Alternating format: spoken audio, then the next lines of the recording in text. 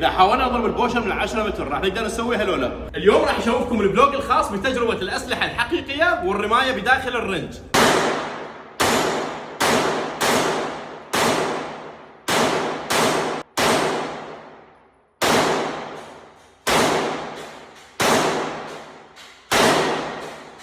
بما انه الاهداف كانت سهله برغم انه هي من 25 وهذا فشي مو هين، بس خلي نزيد التحدي شويه. راح نخلي هذه البوشه اذا شوفوها قد صغيره وقفناها، وهسه راح نرجع منها ونحاول نجيبها من اول الطاقه. خلينا نشوف تجي او لا.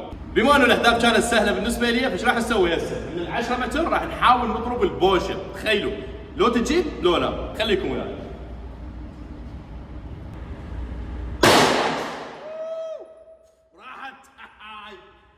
شوفوا لي هذه الرصاصه مالتنا.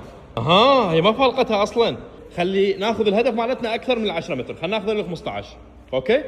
خلينا ناخذ ال 15.